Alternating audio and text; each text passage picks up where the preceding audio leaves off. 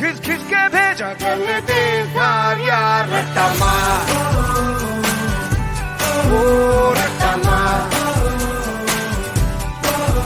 रट्टा मार, रट्टा मार।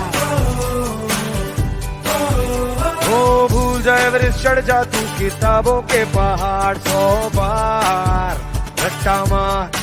ओ टकपक ब्रेन को तोड़ा उसको चाबुक मार जोरदार रट्टा मार। हाय जागृति, क्या हुआ?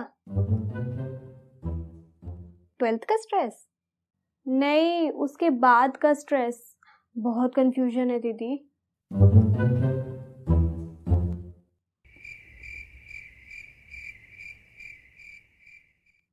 किस चीज का कंफ्यूजन?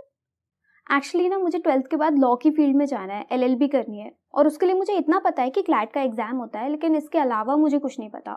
कब होता है एग्जाम, कितना टाइम देना पड़ेगा प्रिपेयर करने के लिए, कहाँ एडमिशन मिलता है, आई हैव नो आइडिया। अरे तो इसमें कंफ्यूज होने वाली क्या बात है? तुझे क्या जानना है मुझसे पूछ, आई टेल यू। इस एग्जाम के बारे में सारी डिटेल्स जाननी है। आप बताना स्टार्ट करो, फिर मेरे माइंड में जो भी क्वेश्चंस आते जाएंगे मैं पूछती जाऊंगी। डन। देख, 5 ईयर LLB कोर्स में एडमिशन लेने के लिए इंडिया में हर साल बहुत सारे एंट्रेंस एग्जाम होते हैं। क्लैट उनमें से एक मेजर एंट्रेंस एग्जाम है। इसका फुल फॉर्म है कॉमन लॉ एडमिशन टेस्ट, और हर साल इसको consortium of national law universities conduct करवाती है। क्लैट एक नेशनल लेवल एंट्रेंस टेस्ट है जिसके थ्रू स्टूडेंट्स को इंडिया की 24 नेशनल लॉ यूनिवर्सिटीज में एडमिशन मिलता है, एक्सेप्ट NLU दिल्ली, क्योंकि NLU दिल्ली हर साल अपना एक अलग एंट्रेंस टेस्ट कंडक्ट करवाता है, which is called ALET, all India law entrance test. और हाँ, सिर्फ NLUs नहीं, कई सारे गवर्नमेंट और प्राइवेट लॉ स्कूल्स भी क्लैट का स्कोर एक्सेप्ट करते हैं। और टोटल कितनी सीट्स अवेलेबल होती है क्लैट के थ्रू? अगर सिर्फ NLUs की बात करें तो UG प्रोग्राम के लिए अराउंड 3000 सीट्स अवेलेबल है।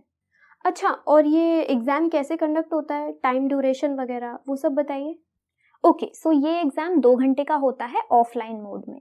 150 MCQs आते हैं और वो क्वेश्चंस बेस्ड होंगे कॉम्प्रिहेंशन बेस्ड पैराग्राफ्स पे। 1 mark for each question, so that means 150 marks for 150 questions. Her correct answer पे मिलेगा 1 मार्क और हर गलत आंसर पे 0.25 मार्क्स की नेगेटिव मार्किंग होगी। पूरा पेपर इंग्लिश लैंग्वेज में होता है। अगर तुझे एक टॉप NLU चाहिए तो एग्जाम में एटलीस्ट 100+ मार्क्स स्कोर करने पड़ेंगे। कैसे पता चलेगा कि मैं इस एग्जाम के लिए एलिजिबल हूं या नहीं? क्लैट का एलिजिबिलिटी क्राइटेरिया बहुत ही सिंपल है। 12th में तुम्हारे मिनिमम 45% मार्क्स होने चाहिए if you are from general category. SC/ST category के स्टूडेंट्स के लिए क्वालिफाइंग मार्क्स है 40%। इतना है तो तुम एग्जाम में अपीयर हो सकती हो। और क्लैट देने के लिए कोई अपर या लोअर एज लिमिट भी नहीं है। ये सही है यार। और इस एग्जाम के सिलेबस में क्या क्या कवर करना है, मतलब क्या क्या पूछते हैं पेपर में? क्लैट UG का पेपर 5 सेक्शंस में आता है। लीगल रीजनिंग, जिसका वेटेज होता है 25%। करंट अफेयर्स इंक्लूडिंग GK, इसका भी वेटेज 25% होता है। English language with 20% weightage. Logical reasoning with same 20% weightage. And quantitative techniques with 10% weightage. पूरा पेपर कॉम्प्रिहेंशन पैराग्राफ बेस्ड होता है, यानी कि सबसे पहले एक एक्सर्प्ट तुमको पढ़ना होगा और उसके बाद नीचे MCQs दिए होंगे। उस एक्सर्प्ट के बेसिस पे तुमको वो MCQs में आंसर मार्क करना होगा। अच्छा, आपके अकॉर्डिंग क्लैट की प्रिपरेशन के लिए कितना टाइम लगता है? आई मीन एक अच्छी रैंक लाने के लिए कितना टाइम डिवोट करना होगा? वैसे तो ये काफी सब्जेक्टिव है। कई स्टूडेंट्स को 1 साल लग जाता है पूरा सिलेबस कवर करने में, और कई ऐसे स्टूडेंट्स भी हैं जिन्होंने सिर्फ 4 महीने की तैयारी में ही क्लैट एक बहुत अच्छे रैंक के साथ क्लियर किया है। सब कुछ ना एक अच्छी स्ट्रैटेजी पे डिपेंड करता है, but still I would say कि 6 to 8 मंथ्स में सब कुछ अच्छे से कवर हो सकता है। ओके, ये सारी इन्फॉर्मेशन तो मेरे को समझ आ गई, लेकिन मेन क्वेश्चन ये है कि इसकी प्रिपरेशन स्टार्ट कैसे करूं? Where do I begin? मैं रेकमेंड करूंगी कि तू क्लैट के पास्ट ईयर पेपर्स को एनालाइज करने से स्टार्ट कर, क्योंकि देख, एग्जाम क्लैट हो या कोई और, उस एग्जाम का पेपर पैटर्न समझना बहुत इंपॉर्टेंट होता है। पास्ट ईयर पेपर देखी तो तुझे समझ आएगा कि किस टाइप के क्वेश्चंस आते हैं, कौन से सब्जेक्ट एरिया से ज्यादा क्वेश्चंस पूछे गए हैं, कौन से टॉपिक्स इंपॉर्टेंट है, एक्सेट्रा एक्सेट्रा। और इसके लिए मैं तुझे रेकमेंड करूंगी ये book, CLAT and ALET 10 year wise solve papers by Oswaal books. इसमें क्लैट के 2020 से लेकर अब तक के और ALET के 2018 से लेकर अब तक के सारे सॉल्व पेपर्स तुझे मिल जाएंगे, वो भी फुल एक्सप्लेनेशन के साथ। क्लैट और एलेट के पैटर्न पे बेस्ड 1000+ क्वेश्चंस हैं इसमें प्रैक्टिस करने के लिए। 1000+ कॉन्सेप्ट्स का बहुत इजी एक्सप्लेनेशन दिया है और इन दोनों ही एग्जाम्स को कैसे स्मार्टली क्रैक करना है उससे रिलेटेड हिंट्स, शॉर्टकट्स और टिप्स भी तुझे इस बुक में मिल जाएंगे। अनदर कूल पॉइंट, इसमें 2020 से लेकर अब तक के पेपर्स का सेक्शन वाइज ट्रेंड एनालिसिस भी दिया है। इससे तुझे एक आइडिया हो जाएगा कि पिछले कुछ सालों में हर टॉपिक से, हर सेक्शन से कितने क्वेश्चन आए, कैसे क्वेश्चन आए हैं और कौन से टॉपिक्स बहुत ज्यादा इंपॉर्टेंट हैं जो तुझे कवर करने ही है। इसमें क्लैट और एलेट का अपडेटेड सिलेबस भी बहुत डिटेल में दिया है और 2020 से लेकर अब तक हर एनएलयू के लिए कट ऑफ रैंक क्या गई है ये तक दिया है इसमें।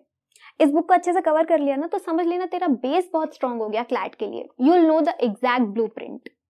अच्छा, बुक का लिंक मैंने डिस्क्रिप्शन में डाल दिया है, एक बार चेकआउट कर लेना। Done.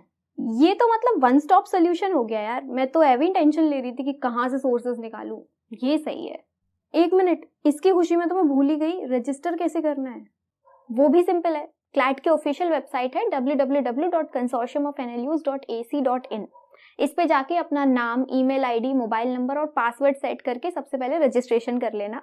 Then again log in with your mobile number and your password जो आपने सेट किया होगा। उसके बाद वेबसाइट पे जो क्लैट यूजी का फॉर्म अवेलेबल है उसको जाके फिल करना है with all the necessary information, जैसे आपकी पर्सनल और educational information. If you come under any reserved category तो वो कॉलम भी आपको फिल करना होगा। अपना पासपोर्ट साइज फोटो और ई सिग्नेचर अपलोड करना है और एग्जाम सेंटर एक प्रेफरेंस के ऑर्डर में सिलेक्ट करनी है, यानी फर्स्ट प्रेफरेंस कौन सी है, सेकंड प्रेफरेंस कौन सी सिटी है और थर्ड प्रेफरेंस कौन सी सिटी है। फॉर्म फिल करने के बाद तुम्हें फी पेमेंट करनी है which is 4000 rupees for general and additional categories and 3500 for SC, ST and BPL categories. और हाँ, अगर तुम किसी रिजर्व्ड कैटेगरी को क्लेम कर रहे हो फॉर्म में तो उससे रिलेटेड डॉक्यूमेंट्स भी तुम्हारे पास होने चाहिए, जैसे SC, ST, OBC certificate, BPL certificate, PWD certificate, जो भी तुम्हारे केस में एप्लीकेबल हो। ऑल्सो कई सारे एनएलयूज डोमिसाइल के बेसिस पे भी रिजर्वेशन देते हैं, तो तुम्हारे पास तुम्हारा डोमिसाइल सर्टिफिकेट यानी मूल निवासी प्रमाण पत्र भी होना चाहिए। थैंक यू दी, अब फाइनली सब क्लियर लग रहा है। अभी के लिए मैं इस बुक से सैम्पल पेपर स्टडी करना स्टार्ट करती हूँ, लेकिन फिर आगे की स्ट्रैटेजी क्या रहेगी? किन सोर्सेज से प्रैक्टिस करूँ, कोचिंग ज्वाइन करूँ या खुद से पढूं, किस सब्जेक्ट एरिया को कितना टाइम दूँ?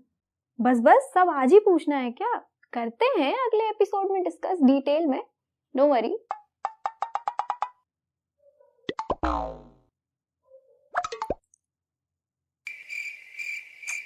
कॉफी ठंडी हो गई यार, गरम करके लाती हूँ। तब तक एक काम करो, डिस्क्रिप्शन में जो लिंक दिया ना वहां से ये बुक ऑर्डर कर लो। जितना जल्दी स्टार्ट करोगे उतना बेटर है।